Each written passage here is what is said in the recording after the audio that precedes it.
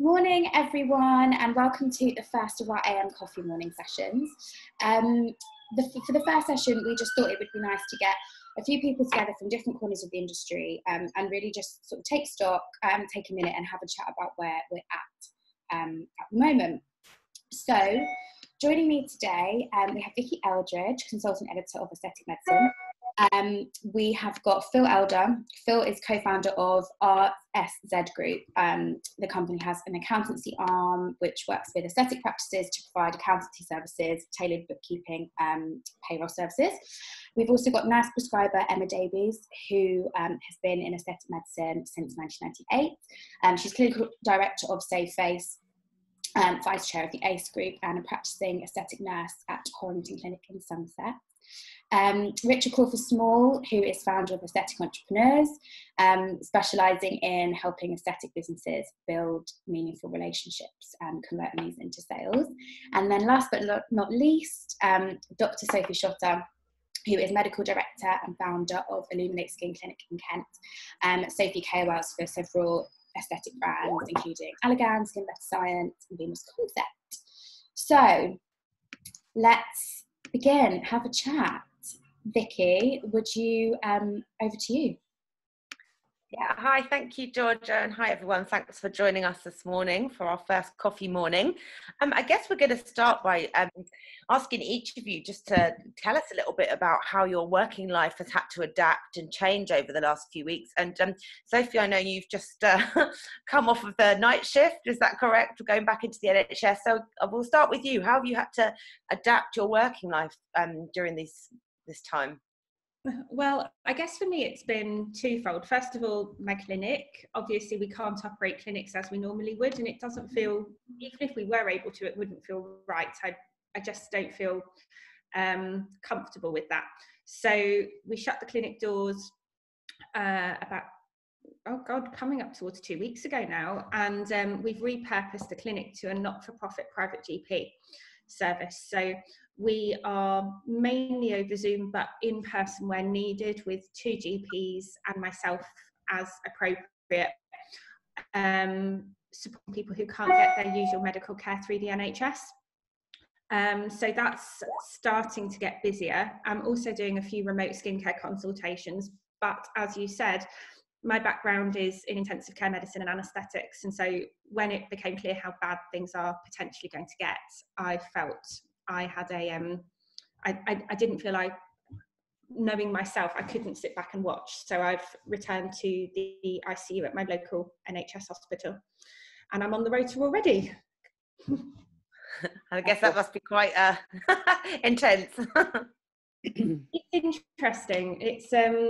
It's something I never thought I'd be doing, but it feels totally right. There's moments it's terrifying because, you know, you're walking in. At the moment we're all social distancing, and there's me walking in and touching and playing with airways on people who we know have got COVID. But my trust is really well organised.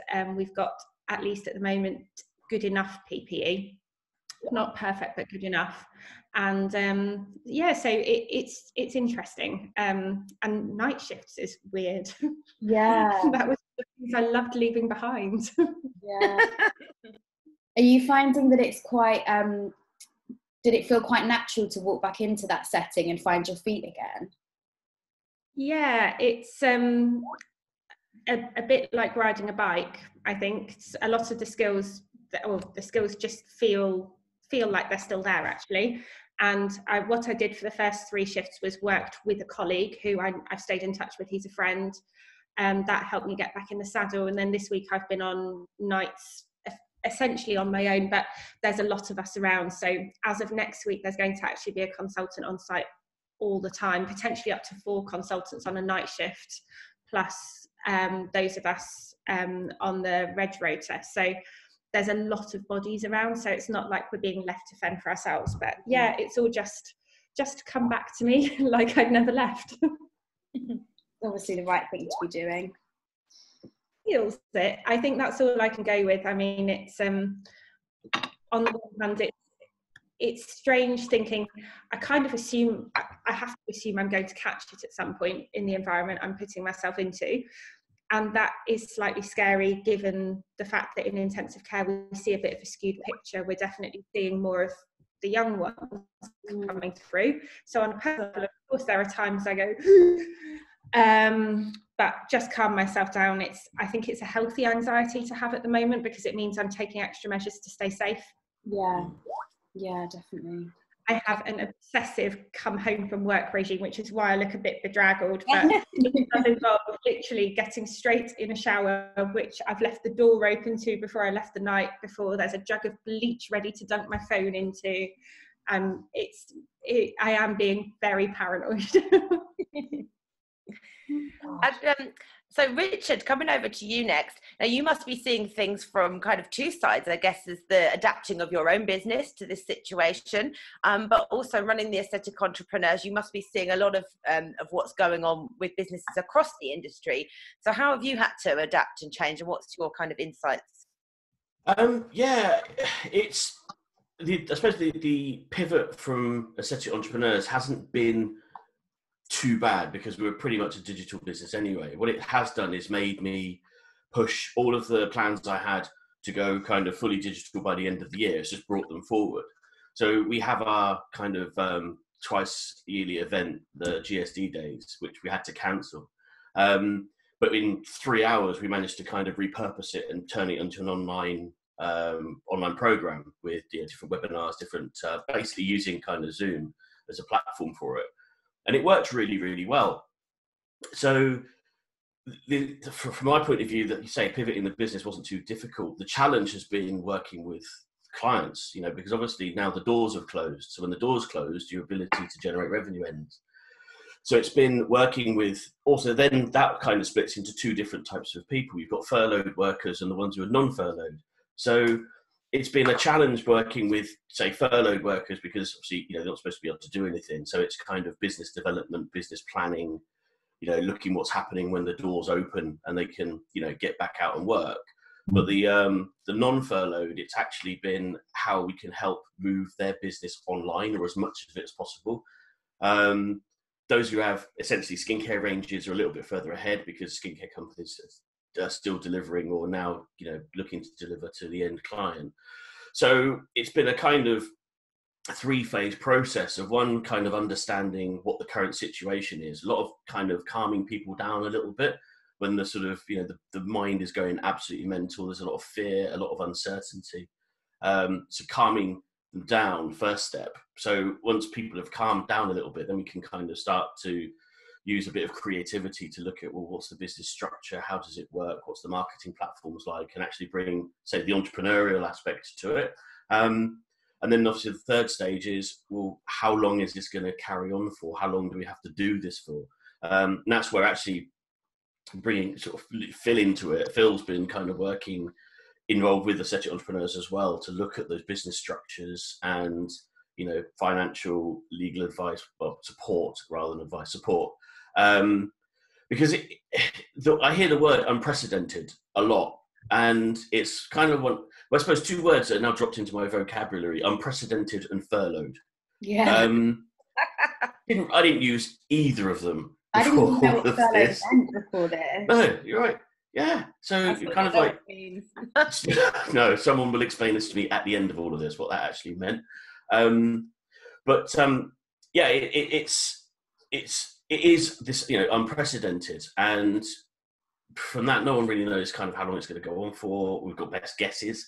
What kind of economic shape the world's going to be in at the end of all of this. There's a lot of things that we're going to kind of run into. And I suppose from, my point of view, my job is just to try and make sure that people come out in the best possible shape, they can. So, hats off to you, Sophie, for what you're doing. I have absolute respect for that. But we're sat on the other side of it, trying to help keep the lights on. And I'm trying to do both, and actually, it's quite nice for me not to be too immersed in either one. It's nice. Yeah, it's strange being in some sort of. It's like, yes, for us, the pandemic is going on outside. Like you, we're taking lots of precautions. We're, being very careful about what we do. So it's very much kind of a world that's digital for me at the moment. You know, the family here, but the only real kind of engagement of the outside world is literally through platforms like this, which is a bit weird, if I'm honest. I'm sure everyone else is finding this. Yeah, it's very weird. I live on my own, so I'm very much just largely digital, apart from volunteering work once a week. And I'm a natural hugger, and I'm missing hugs. Yeah. We'll all go around hugging everybody once this is all over. Everyone will be like in a big hug fest. Will it be socially acceptable to hug? Wow, who knows? And handshakes. Oh God. Yeah, true. Weird. Definitely changing. Bit of feedback there. Emma, so I'll come to you next. So obviously you have kind of two perspectives. I suppose you're a practitioner yourself, and but also you may have some insights from the Save Face community. What's your kind of thoughts on what's been happening from a business perspective? I think to start with, this has all happened very, very quickly, hasn't it? So it felt a little bit like being, you know, when there's the eye of the storm, being sucked up and there's that silent spinning, but you know that when you land, it's going to be a different world. Yeah. So I think everybody needed a bit of a pause, actually, just to gather their thoughts and take it all in. Then they needed guidance on what they could and couldn't do. And it just moved very, very rapidly. So at Save Face, we accept that everybody has closed their doors, and that they need a bit of a pause. And then there's lots of work to be done. And in my own practice, I work at two clinics, one my own and one with a team. And it's been a case of one step at a time, thinking what we can do now, and how we make changes, and what changes will be long term and what will be short term. So initially, list making of things we can do and changes we can make, and then tasks like reviewing documents, setting up online consultations and how those are going to work. Of course, communicating with our client base, letting them know what we're doing. And that's kept us all very, very busy. But I suspect there will be another pause now while patients themselves adjust, because they're in the same boat. They've got their families, their finances, the way their world is changing. And there may or may not come a point where they're bored at home and want to look at or plan for their cosmetic treatments again. We just have to take it one step at a time. So from a Save Face point of view, it's keeping that contact going with the public who want to engage and think about this, and supporting our registrants in any way they need. Absolutely.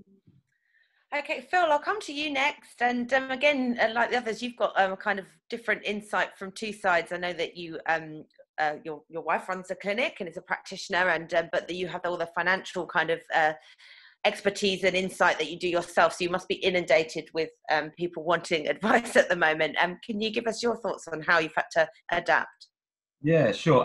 Well, firstly, thank you, Sophie, for stepping up and doing what you're doing, and all your fellow team, and the number of practitioners that have gone back to help the NHS has been outstanding. And I just, all we can do is, from our point of view, like I said, Richard mentioned, we're doing bits with aesthetics entrepreneurs as well, trying to support where we can. But I just, hats off to yourself within, key workers, medical, and even I've got like friends I kayak with who work within the OC oxygen supply. There's a massive chain of people that are doing effectively the real sharp end of this. So massive thanks to you all, appreciated.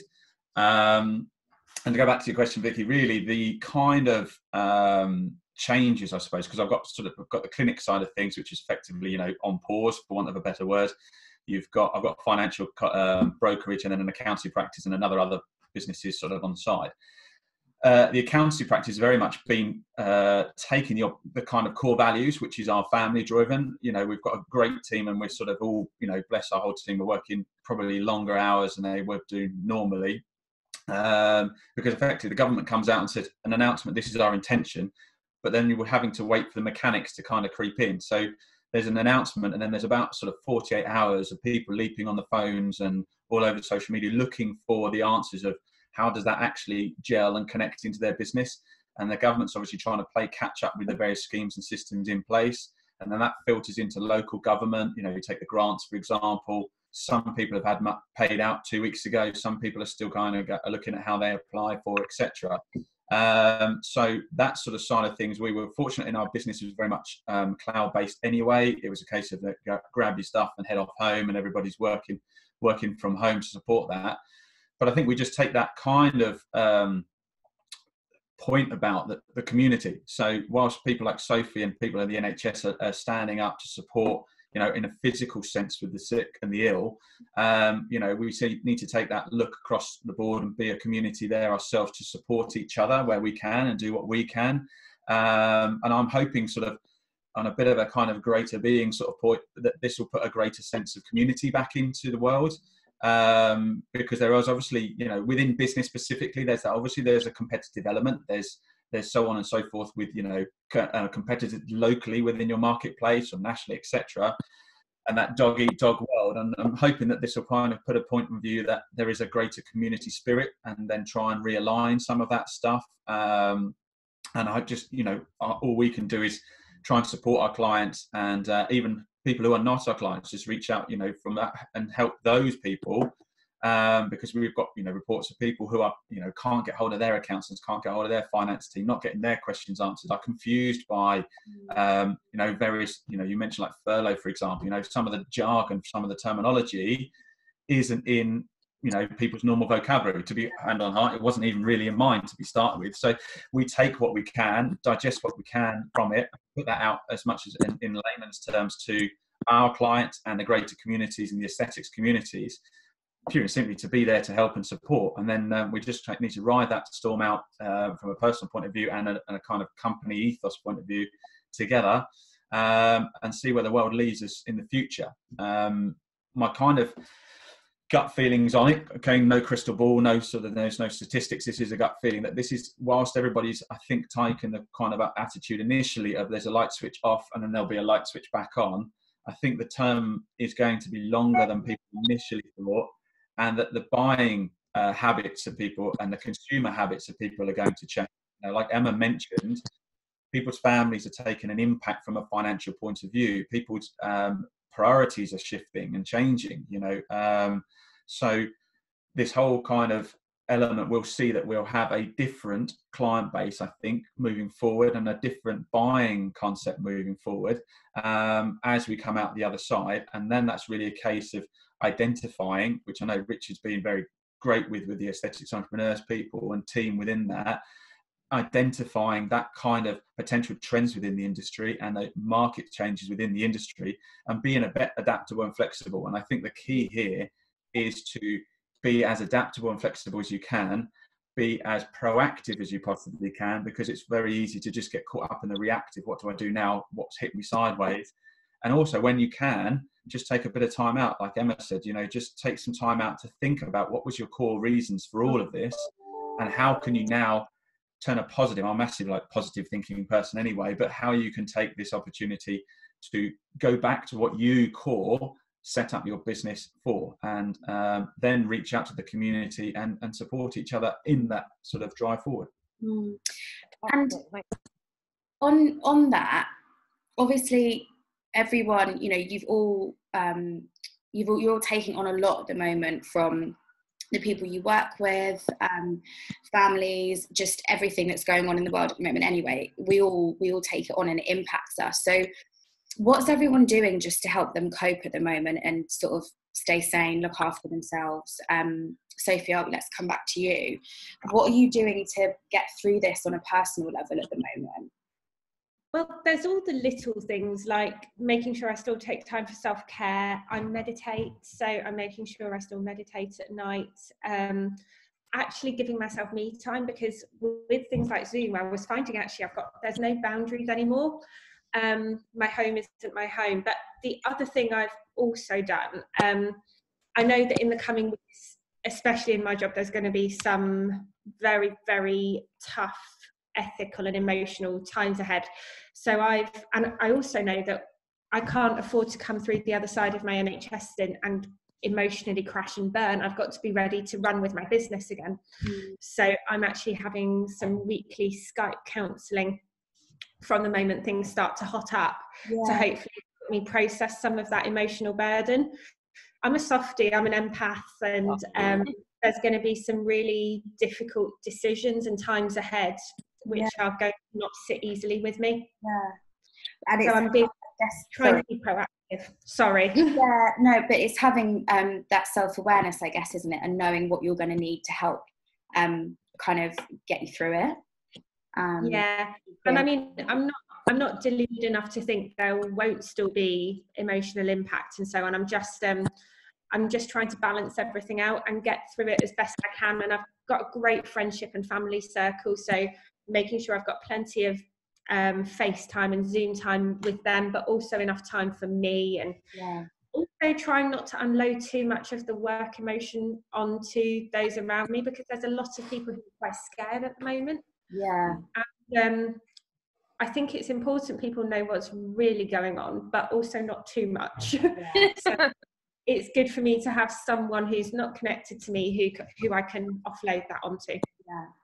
And Richard, what about you? I mean, are you maybe finding that it's helpful for you to be looking at the news all the time and know what's going on with everything, or do you sort of try and limit yourself? Like, how are you managing with all of that at the moment?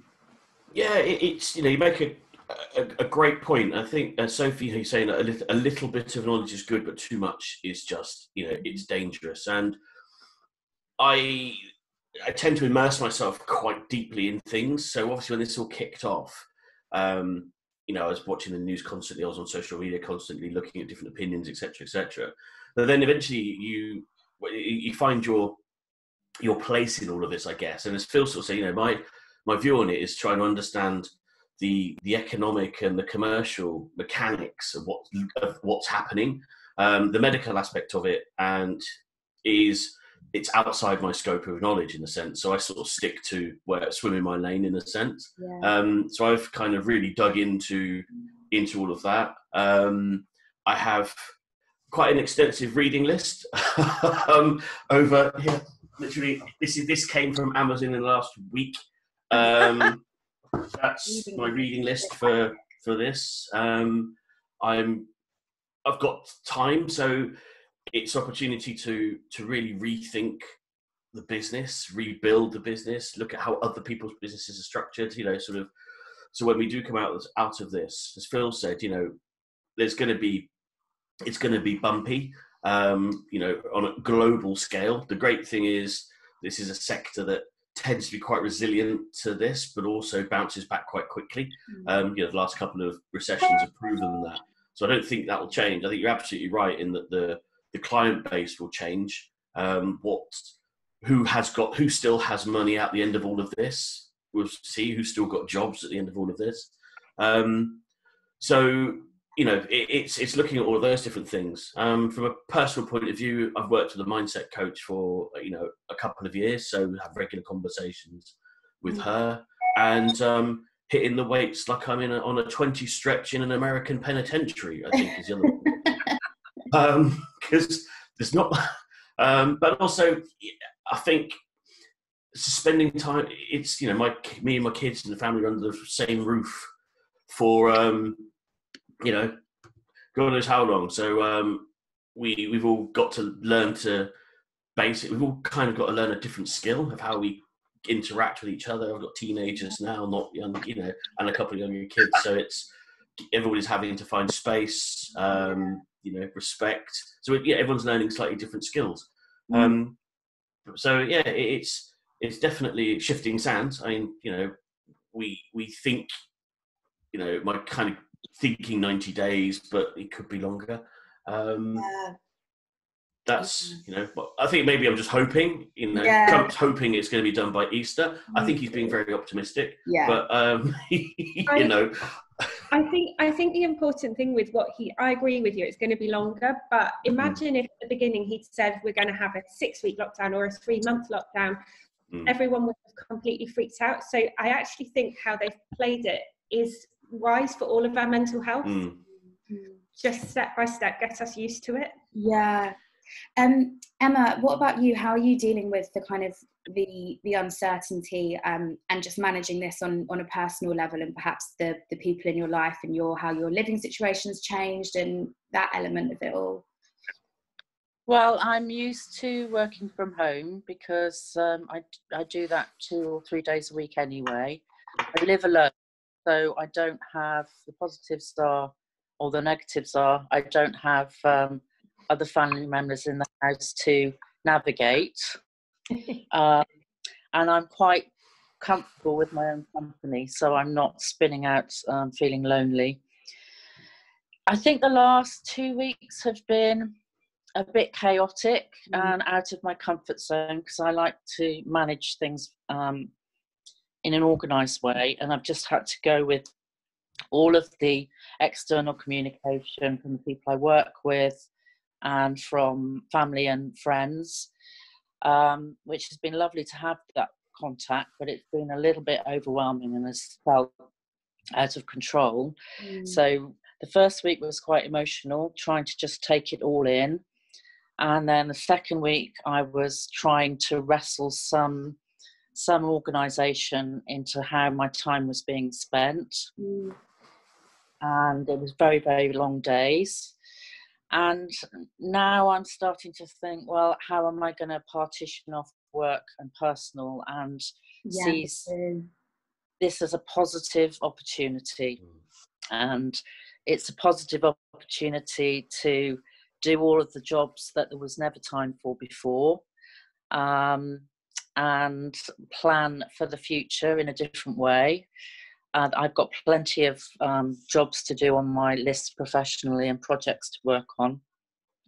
And personally, I think I've just run out of excuses not to exercise. I've got my my running machine out of the cupboard and dusted it off.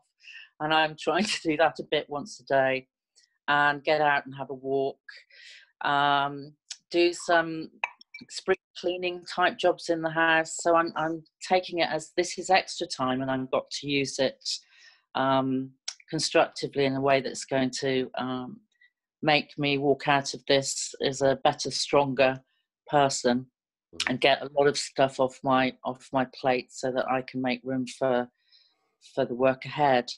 So I'm trying to focus on all of the positives. I'm trying to think how I can partition my time off so that it's not all blowing into my head at the same time, and allowing myself a bit of a pause as well, because it feels like you've just got to keep doing, but actually I should read some books and watch some films. I just haven't been able to concentrate on those things at the moment, but I'm sure that will come. That's something I've been finding really difficult, is separating work time from downtime, because I think when it's all happening in the same four walls, it's really hard to have that cut off and have a clear distinction between how you're spending your time, because you're right, everything's in your head at once, and it's really hard to separate all of that. And Phil, I know you've got kids, so are you having to homeschool at the moment? Well, technically we've just fallen into Easter holidays with the sort of side thing, so we're all kicking off on a holiday in the garden. But so we're mixing. Basically, I think it's all, for me, it's structure. So that I sort of start the day from a personal level. I kind of have a coffee in the garden and just shoot the breeze with the birds, so to speak. So I get up before anybody else does, and just take a bit of time to appreciate the noises around us, sort of thing, because otherwise I think it's a very eerie, strange world. I sit at home office, look out, and you think, everybody's description, there's a war out there, whatever kind of analogy you want to look at it, it's a very surreal scenario, because when you actually look out, there's no physical evidence of that. It's all social, it's all media based, basically. So to me, it's about structure and about key tasks. And so I kind of look at, again, I'm a guy, for my excuses, I can't multitask, but, looking at all the things about multitasking, a computer doesn't multitask, it just needs to switch from one task to another very quickly. So I think the same, if you structure your time to say, right, at this point I'm going to work on X, and then this point I'm going to work on Y, and not get over consumed by that element. You know, there's all the stuff of the 80-20 principles, blah, blah, blah, blah, blah. But at the end of the day, spend an hour on X, and then at the end of it, leave it and spend another hour on Y. And at least that stage, everything is moving forward in one way, shape or form, be that your personal exercise, your personal well-being, your business well-being, whatever it is. I also sort of sit there on a Sunday night, I always used to do this anyway, is plan what I wanted to do for the week anyway, and take key tasks on that. So I kind of run 2 lists, one's a sort of to do now list, and one's a kind of ongoing list, if that makes sense. And then each day I just try and chip away one of those ongoing tasks, because at least there's a sense of achievement moving forward, and I kind of then have that from a personal and a business point of view. So at least by the end of the day, even if it's been one of those just, you know, hair-blowing moments of, my God, what the heck's happened, whirlwind, you kind of go, well, I've at least achieved something, and feel like it's a positive step move forward. The other thing I think is making decisions. The point is it's reactional, but you are, at the end of the day, nobody really knows the path we're going down that. And I know we were talking the other day, George, it's like that analogy of, I do like historic car racing and flying and stuff.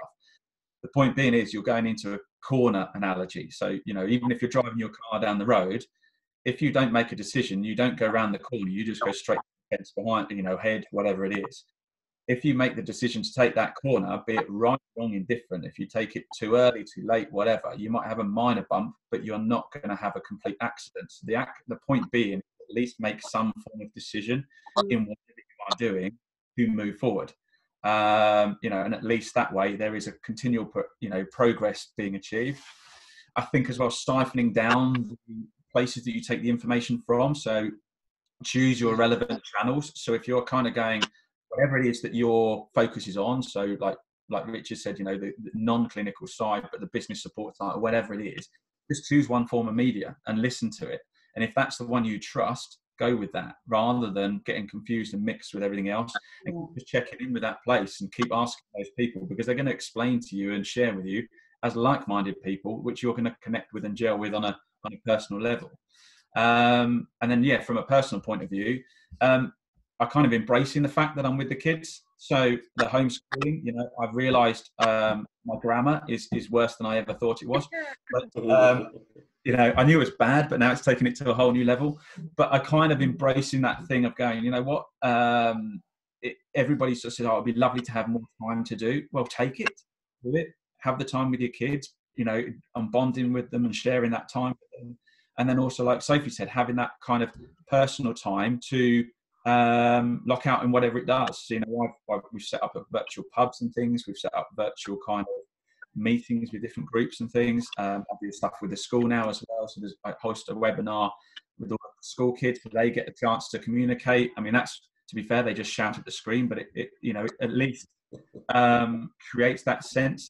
And I think what Sophie's saying is a massively important factor. Is just find somebody that you can share this stuff with and unload. I mean, especially for you, Sophie, with the situation that you're in, but it's also relevant that everybody's attitude to stress and challenge is different. So whatever's a big thing to somebody may be a small thing to somebody else, but if it's a big thing to you, find other people to share that with, and make plans for the future. You know, I kind of drafted a little invitation to a Burn the Bog Roll barbecue. You know, That's so good. Yeah, I put that out to my mates, and all the invitation parts, you know, I sat on Canva and just mocked it up one night, you know, having a laugh, sent out to my mates, with the only thing is the date to be confirmed. You know, it's kind of like, we're going to do stuff, there's going to be life outside, and just share that sort of, you know, scenario, really, and to keep positive. Nice. Can we all have an invitation to the Burn the Bog Roll barbecue, please? 100%. You'll have to bring your own toilet roll, though. I don't know what stop. And Vicky, I think we just wanted to ask everyone one more thing, didn't we? Yeah, I guess we've kind of covered a lot of it anyway. We were going to ask, I think, you know, what your biggest challenge has been, and but what one's positive thing to come out of this. But I might slightly reframe it and throw you a curveball and just say, as we're kind of running short on time, what is everybody most kind of grateful for in all of this? What has been the one thing that you've kind of been most grateful for? Because I think we're all reevaluating everything at the moment and realizing that what really matters. So Sophie, what do you feel most grateful for at the moment? I think all of this teaches you to find joy in the little things again. So, you know, I went for lunch with my parents just before all of this kind of really kicked off, and everything was getting cancelled. All of these things I was super excited about for the next few months suddenly snatched away from me. And I found I didn't really have much to talk about. And actually what I'm doing is, like, there's a massive cherry blossom tree outside my window, and just sunshine or nature or a Zoom wine with a friend, the little things that, you know, my life before was so full and busy of all these amazing things, and now I'm finding I'm actually loving the little things. Yeah, so true. Me too. I hope that I don't think I didn't appreciate them, but now they mean more to me, and I hope that stays. Yeah, very much. Richard, what about you? It's funny, actually. I asked me that question yesterday, and I probably wouldn't have really known. But last night, I had a conversation with my dad, and he sort of said, you know, how are the kids? How are they doing? And I said to him as well, you know, the biggest problem that Isaac, my son's got at the moment, is he doesn't know whether to buy a PlayStation game now or wait until the end of the month. And it gave me a massive sense of perspective in that, you know, I kind of quite hard on myself in terms of, you know, wanting to succeed and wanting to do all this and how I serve my clients, etc., etc. And as soon as I kind of heard myself say that, a lot of the pressure just came off. Because thinking about if everything that's going on in the world at this moment in time, if that's the biggest problem that my kids have got, then I've kind of done all right. So, you know, it's like, just relax, right? Chill, you know, you've done okay. So can ease back a little bit, enjoy this time, enjoy what's going on. And then the trick then is to hold on to that sense of perspective, because I think as soon as the doors open again, everyone's just going to go mental, be like, bang. I mean, I personally, like you with your bog roll party, Phil, you know, we're all going to the pub. We don't know when, but there's going to be a queue. There's going to be people fighting to get into that pub, and, you know, they'll be pouring themselves pints, you know. So it's just going to be this kind of, in my head, this mass kind of explosion of energy. And then after that, there's a real danger that everything just goes back to how it was.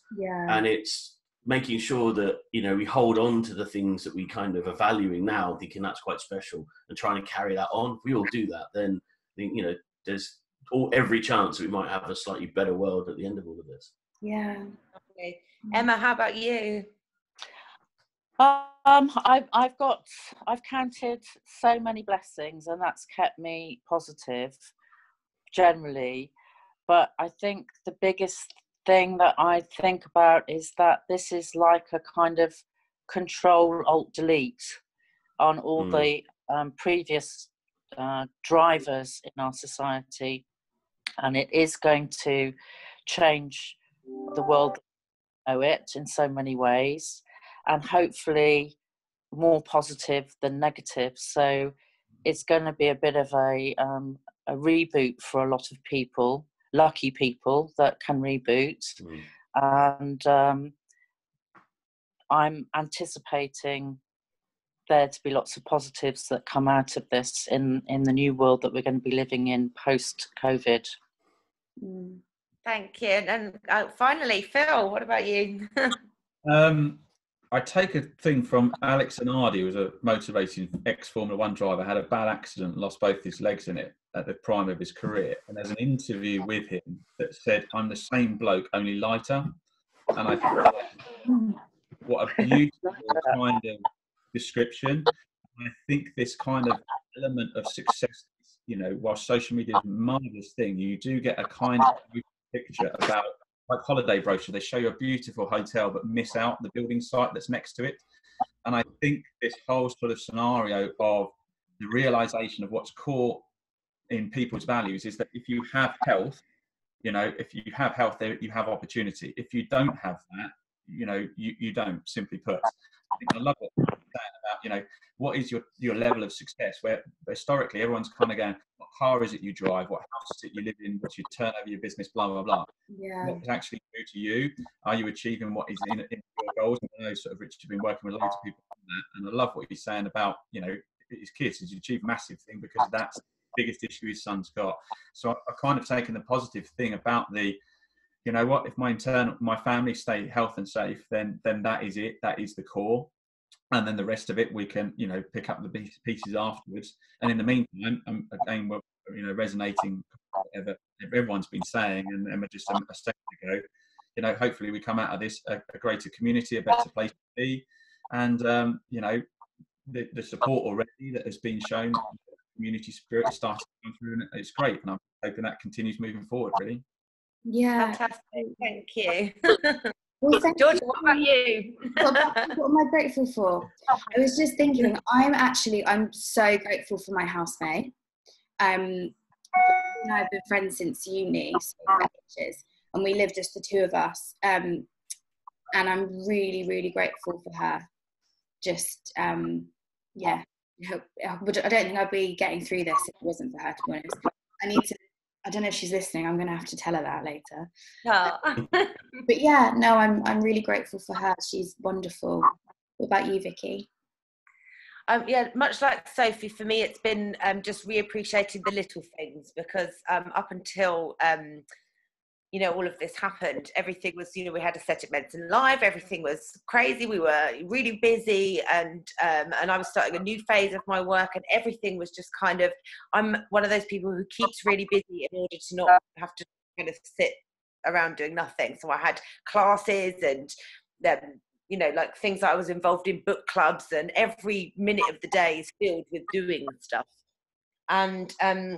And I think for me, it's just, I'm really lucky where I live, being able to look out over the sea, and I just feel really grateful for my home, and to have a roof over my head. I volunteer with the homeless, so I feel very grateful for that. And also just, yeah, when the sun's shining, or like I've got loads of fresh flowers and plants, which I'm trying to keep alive, because I don't know when I'm going to be able to buy some more plants, but just those things I feel really grateful to have, and they make me feel